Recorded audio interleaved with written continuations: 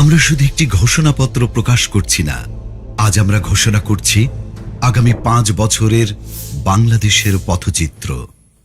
একটি এমন বাংলাদেশের অঙ্গীকার যেখানে থাকবে ন্যায় বিচার, সুশাসন ও মানবিক মর্যাদা, যেখানে সরকার হবে জনগণের সেবক এবং জবাবদিহিমূলক প্রতিনিধি।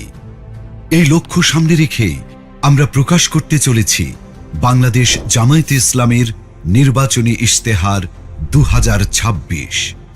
আমরা চাই এমন একটি বাংলাদেশ যেখানে মানুষ নিরাপদে বাঁচবে, মর্যাদার সাথে বাঁচবে এবং ন্যায় ও ইনসাফের সাথে এগিয়ে যাবে।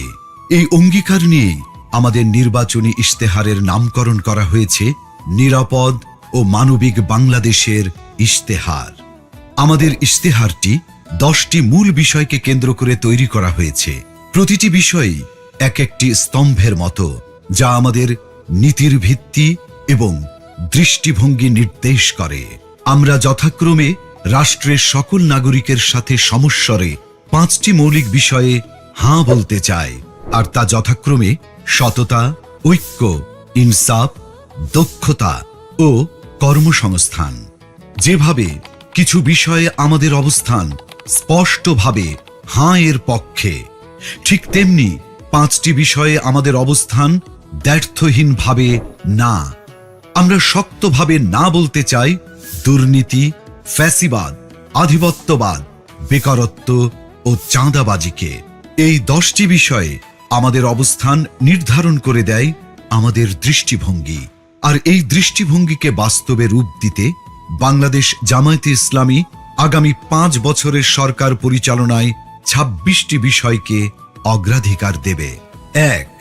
জাতীয় স্বার্থে আপোষহীন বাংলাদেশ।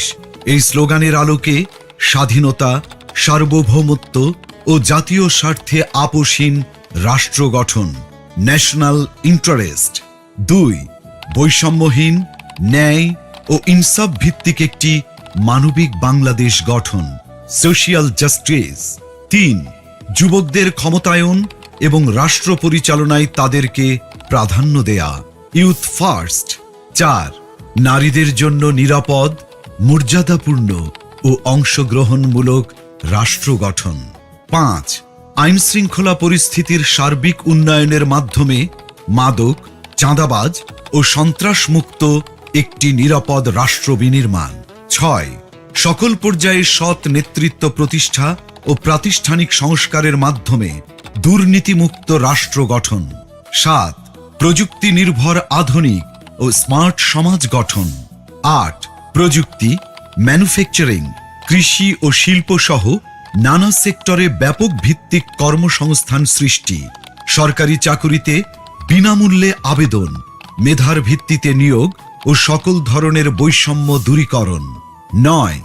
ব্যাংক সহ সার্বিক আর্থিক খাতে সংস্কারের মাধ্যমে আস্থা ফিরিয়ে এনে বিনিয়োগ ও ব্যবসা বান্ধব টেকসই ও স্বচ্ছ অর্থনীতি বিনির্মাণ। 10. সমানুপাতিক পিআর পদ্ধতির নির্বাচন সহ সুষ্ঠু নির্বাচনী পরিবেশ তৈরি ও তত্ত্বাবধায়ক সরকার ব্যবস্থা শক্তিশালী করে সুসংহত ও কার্যকর গণতন্ত্র নিশ্চিত করা। 11. বিগত সময়ে রাষ্ট্রীয় পৃষ্ঠপোষকতায় হওয়া খুন, গুম ও বিচার বহির্ভূত হত্যাকাণ্ডের বিচার ও মৌলিক মানবাধিকার নিশ্চিত করা। 12. জুলাই বিপ্লবের ইতিহাস সংরক্ষণ, শহীদ পরিবার, আহত ও পঙ্গুত্ব বরণকারী জুলাই যোদ্ধাদের পুনর্বাসন এবং জুলাই সনদ বাস্তবায়ন করা হবে। 13. কৃষিতে প্রযুক্তির ব্যবহার ও কৃষকদের সহযোগিতা বাড়ানোর মাধ্যমে কৃষিতে বিপ্লব সৃষ্টি করা। 14. 2030 সালের মধ্যে সম্পূর্ণ ভেজাল মুক্ত খাদ্য নিরাপত্তা এবং 3-0 ভিশন, পরিবেশগত অবক্ষয়ের শূন্যতা, বর্জ্যের শূন্যতা এবং বন্যা ঝুঁকির শূন্যতা বাস্তবায়নের মাধ্যমে সবুজ ও পরিচ্ছন্ন বাংলাদেশ গড়া। 15. ক্ষুদ্র ও মাঝারি শিল্পের বিকাশের পাশাপাশি ভারী শিল্প প্রতিষ্ঠা, দেশি বিদেশি বিনিয়োগ বান্ধব পরিবেশ নিশ্চিতের মাধ্যমে ব্যাপক ভিত্তিতে শিল্পায়ন ও কর্মসংস্থান তৈরি। 16. শ্রমিকদের মজুরি ও জীবনযাত্রার মান বৃদ্ধি এবং মানসম্মত কাজের পরিবেশ বিশেষ করে নারীদের নিরাপদ কাজের পরিবেশ সৃষ্টি করা। 17 প্রবাসীদের ভোটাধিকার সহ সকল অধিকার নিশ্চিতকরণ এবং দেশ গঠনে আনুপাতিক ও বাস্তবসম্মত অংশগ্রহণ নিশ্চিত করা। 18 সংখ্যাগুরু সংখ্যালঘু মেজরিটি মাইনরিটি নয়, বরং বাংলাদেশের নাগরিক হিসেবে সকলের নাগরিক অধিকার প্রতিষ্ঠা এবং পিছিয়ে থাকা নাগরিক ও শ্রেণীগোষ্ঠীর জন্য বিশেষ সুবিধা নিশ্চিত করা। 19 আধুনিক ও সার্বজনীন স্বাস্থ্যসেবা প্রদান এবং গরিব ও অসহায় জনগোষ্ঠীর জন্য পর্যায়ক্রমে বিনামূল্যে উন্নত চিকিৎসা নিশ্চিত করা।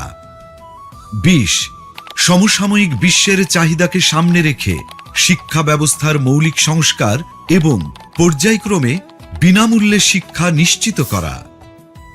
21 দ্রব্যমূল্য ক্রয় ক্ষমতার মধ্যে রেখে স্থিতিশীলতা নিশ্চিত করা এবং অন্যান্য মৌলিক চাহিদার পূর্ণ সংস্থানের নিশ্চয়তা। 22 যাতায়াত ব্যবস্থাকে ঢেলে সাজানো এবং রাজধানীর সাথে দেশের বিভাগীয় শহরগুলোর সড়ক রেলপথের দূরত্ব পর্যায়ক্রমে 2 থেকে 3 ঘন্টায় নামিয়ে আনা, দেশের আঞ্চলিক যোগাযোগ ও ঢাকার অভ্যন্তরীণ যাতায়াত ব্যবস্থায় মৌলিক পরিবর্তন আনা। 23 নিম্ন ও মধ্যবিত্ত পরিবারের জন্য স্বল্প মূল্যে আবাসন নিশ্চিত করা।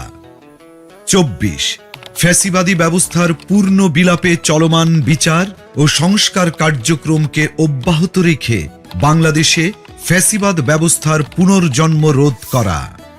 25 সার্বজনীন সামাজিক নিরাপত্তা ব্যবস্থা চালু করার মাধ্যমে নিরাপদ কর্মজীবন ও পর্যায়ক্রমে সকল নাগরিকদের আন্তর্জাতিক মানের সামাজিক নিরাপত্তা নিশ্চিত করা। 26 সকল পর্যায়ে স্বচ্ছতা ও জবাবদিহিতার মাধ্যমে সুশাসন নিশ্চিত করে একটি সুখী ও সমৃদ্ধ কল্যাণ রাষ্ট্র প্রতিষ্ঠা।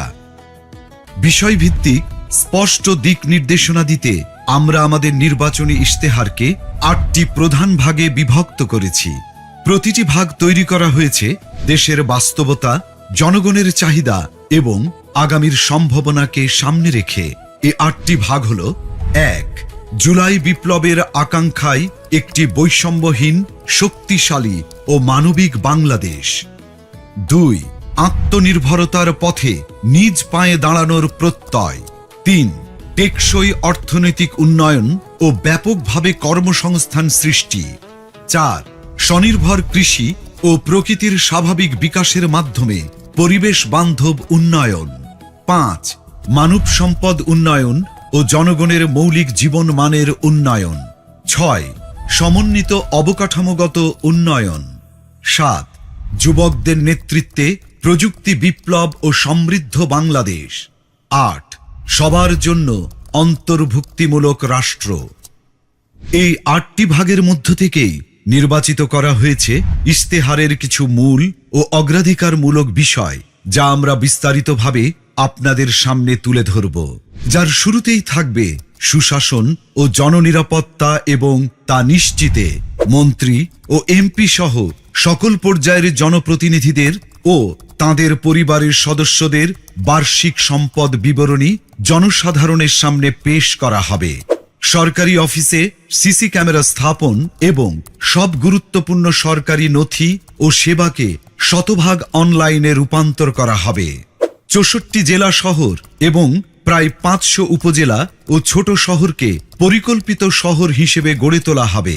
তরুণদের দেশ পরিচালনায় অগ্রাধিকার দেওয়া হবে। নারীদের মধ্য থেকে মন্ত্রিসভায় উল্লেখ সংখ্যক প্রতিনিধি অন্তর্ভুক্ত করা হবে। ডিজিটাল পাহারাদার অ্যাপের মাধ্যমে যে কোনো অপরাধের, যেমন চাঁদাবাজি, ঘুষ, নারী নির্যাতন বিরুদ্ধে তাৎক্ষণিক ডিজিটাল রিপোর্ট করা যাবে, যেখানে রিপোর্টকারীর পরিচয় গোপন রাখা হবে।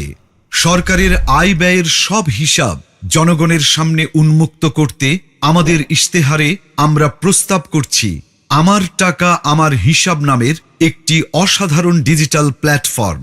আসুন দেখে আসি অ্যাপটি কিভাবে কাজ করবে।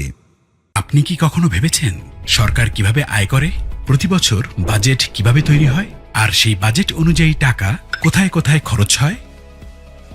সরকারের আয় আসে আপনার দেয়া কর, বিদেশি অনুদান, ঋণ, আমাদের প্রবাসী হিরোদের পাঠানো রেমিটেন্স এবং সেবামূলক আয় থেকে। আর এই টাকা দেশের বিভিন্ন খাত ও প্রকল্পে ব্যয় করা হয়। যার সঠিক হিসাবটা জানা রাষ্ট্রের নাগরিক হিসাবে আপনার একটি অধিকার। বর্তমানে এই হিসাব জানার প্রক্রিয়া অনেক জটিল ও কঠিন। কিন্তু কেন বারবার আপনাকে এই বিষয়ে অন্ধকারে রাখা হয়? কারণ এই জটিলতাই দুর্নীতিবাজদের জন্য একটি নিরাপদ আশ্রয় তৈরি করে, আর অপরাধীরা থেকে যায় লোকচক্ষুর অন্তরালে। এবার সেই সমস্যার সমাধান হবে আমার টাকা আমার হিসাব নামের একটি অসাধারণ ডিজিটাল উদ্যোগের মাধ্যমে। এই প্ল্যাটফর্ম ব্যবহার করে আপনি সরকারের বার্ষিক আয় ব্যয়ের পুরো হিসাব দেখতে পারবেন, জানতে পারবেন সরকার কত টাকা কর পেয়েছে, বিদেশ থেকে কত অনুদান এসেছে, কত ঋণ এসেছে, কত টাকা এসেছে সেবামূলক আয় থেকে, এবং মোট কত টাকা রেমিটেন্স দেশের অর্থনীতিতে যোগ হয়েছে। জানা যাবে সেই আয়ের টাকা কোন খাতে কোথায় কত খরচ হয়েছে এবং হচ্ছে। এমনকি নির্দিষ্ট এলাকা অর্থাৎ জেলা, উপজেলা বা থানা পর্যায়েও আয় ব্যয়ের হিসাব জানতে পারবেন। নির্দিষ্টভাবে কোন প্রকল্পে কত টাকা খরচ করা হয়েছে তাও জানা যাবে এই প্ল্যাটফর্ম ব্যবহার করে। এই প্ল্যাটফর্মের মাধ্যমে ব্যয়ের কোনো অসঙ্গতি চোখে পড়লে আপনি প্রশ্ন করতে পারবেন, প্রয়োজনে অভিযোগও জানাতে পারবেন। এভাবেই আমরা সবাই নিজ নিজ জায়গা থেকে দেশের আয় ব্যয়ের প্রতি সচেতন হব। দেশের আর জনগণের কাছে সরকারের স্বচ্ছতা ও জবাবদিহিতা নিশ্চিত করতে পারব। এই সুন্দর উদ্যোগটি সত্যি করতে প্রয়োজন আপনার একটি মূল্যবান ভোট। আগামী নির্বাচনে দাড়িপাল্লার পক্ষে দেয়া আপনার ভোটেই তৈরি হবে একটি দুর্নীতিমুক্ত সততার বাংলাদেশ।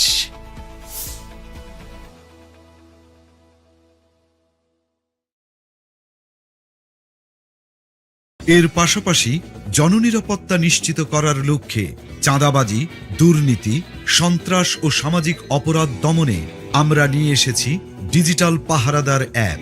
আসুন এখন অ্যাপটি সম্পর্কে আমরা বিস্তারিত জেনে আসি। প্লে স্টোর বা অ্যাপ স্টোর থেকে ডিজিটাল পাহারাদার অ্যাপটি ডাউনলোড করুন। আপনার ফোন নাম্বার দিয়ে রেজিস্ট্রেশন করুন। 6 সংখ্যার গোপন পিনটি সেট করুন। কোন ধরনের অভিযোগ দিতে চান তা সিলেক্ট করুন। অভিযোগের প্রমাণ সংযুক্ত করার জন্য ছবি, ভিডিও, অডিও রেকর্ড করুন অথবা মেসেজ টাইপ করুন। অভিযোগটি পূর্বে রেকর্ড করা থাকলে ছবি, ভিডিও, অডিও আপলোড করুন। আমি উপরের শর্তাবলী পড়েছি, এই লেখাটিতে টিক মার্ক দিন, তারপর জমা দিন বাটনে ক্লিক করুন। অভিযোগের 24 ঘন্টার ভেতরে দ্রুততম সময়ে ব্যবস্থা গ্রহণ করা হবে। আপনার অভিযোগটির অগ্রগতি অ্যাপটির মাধ্যমে ট্র্যাক করতে পারবেন। অভিযোগটির সর্বশেষ তথ্য আপনাকে SMS এর মাধ্যমে জানানো হবে। চাঁদাবাজি এর পাশাপাশি দুর্নীতি, ঘুষ, মাদক, সন্ত্রাস, বুলিং বা ইফটিজিং ও অপহরণ সংক্রান্ত অভিযোগ দিতেও অ্যাপটি ব্যবহার করতে পারবেন। অভিযোগকারীর নিরাপত্তা নিশ্চিত করার জন্য পরিচয় গোপন রাখা হবে। এখন আমরা আলোচনা করব অর্থনীতিকে শক্তিশালী করতে আমাদের প্রস্তাবিত কর্মপরিকল্পনা নিয়ে। 2040 সালের মধ্যে আমরা বাংলাদেশের অর্থনীতিকে $2 ট্রিলিয়ন উন্নীত করব, যেখানে মাথাপিছু আয় দাঁড়াবে $10,000। কর্পোরেট ট্যাক্স পর্যায়ক্রমে 20% এর নিচে নামিয়ে আনা হবে। বাংলাদেশের সকল ইসলামী ব্যাংক ও বীমা খাতের বিকাশে সহায়তা করা হবে। বিদেশে পাচারকৃত অর্থ ফেরত আনার লক্ষ্যে কার্যকর ব্যবস্থা গ্রহণ করা হবে। করমুক্ত আয়ের সীমা ক্রমান্বয়ে বৃদ্ধি করে 6 লাখ টাকা পর্যন্ত উন্নীত করা হবে।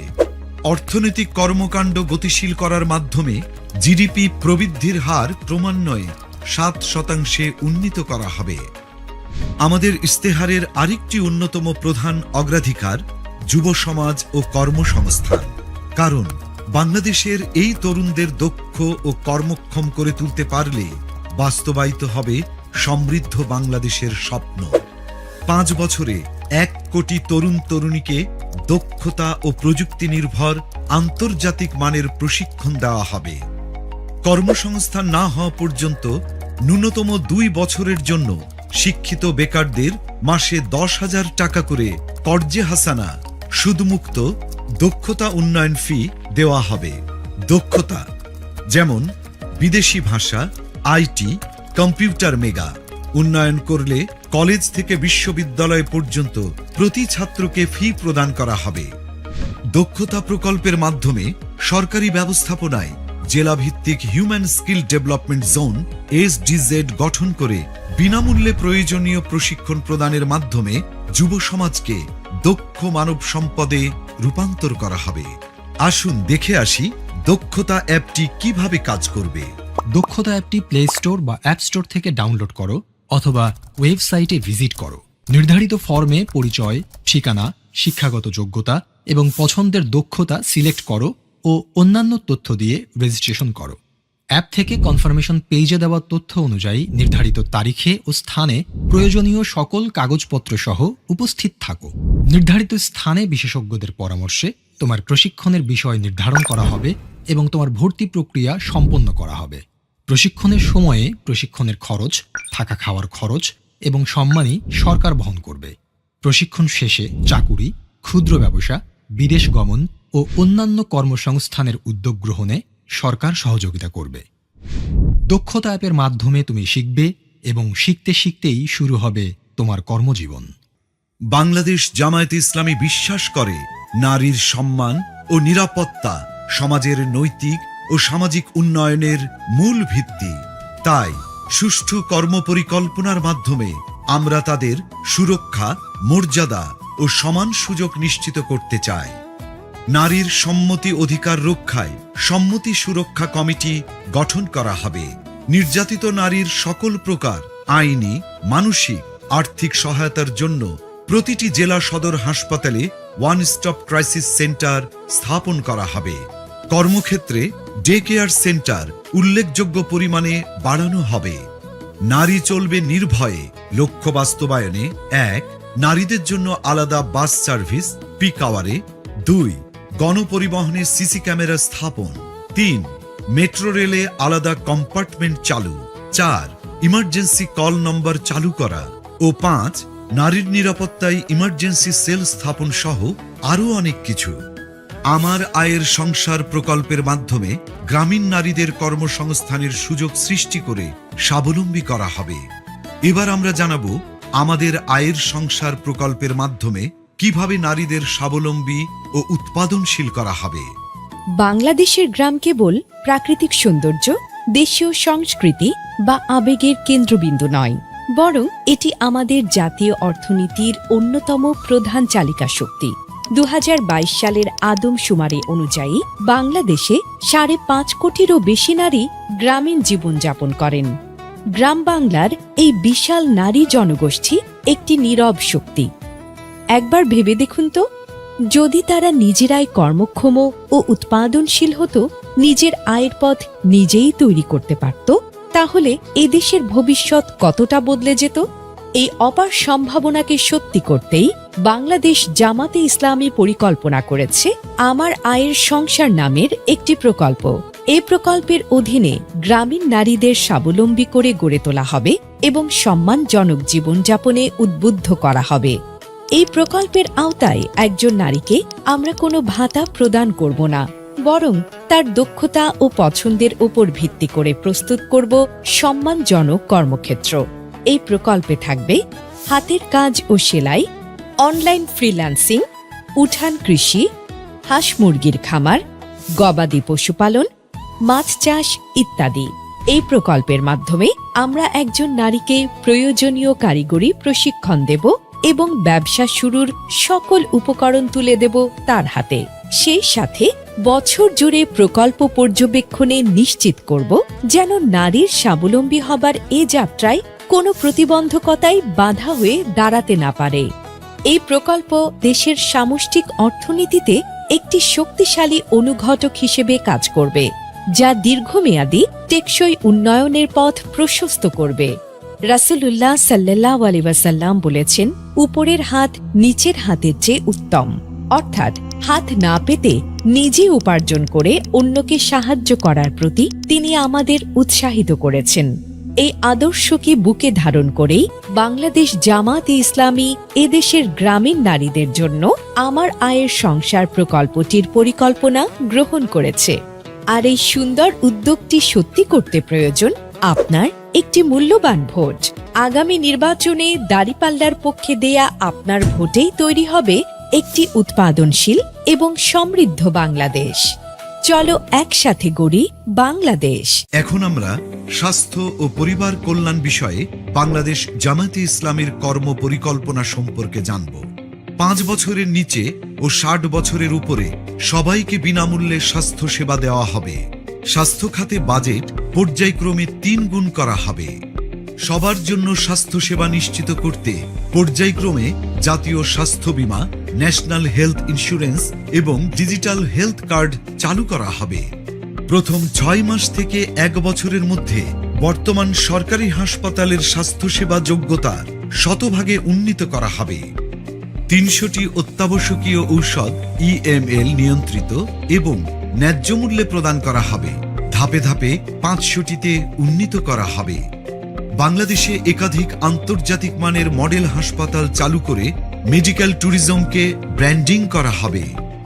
উল্লেখিত বিষয়গুলো সহ আমাদের সার্বিক কর্মপরিকল্পনা সম্পর্কে সকলকে বিস্তারিতভাবে জানাতে ও আমাদের ইস্তেহারকে জনগণের হাতে হাতে পৌঁছে দিতে আমরা তৈরি করেছি চলো একসাথে গড়ি বাংলাদেশ ওয়েবসাইট, যেখানে আমাদের সকল অঙ্গীকার ও পরিকল্পনা উপস্থাপন করা হয়েছে। আগামী নির্বাচনে দাঁড়িপাল্লার পক্ষে দেওয়া আপনার মূল্যবান ভোটেই তৈরি হবে একটি নতুন বাংলাদেশ। চলো একসাথে গড়ি নিরাপদ ও মানবিক বাংলাদেশ।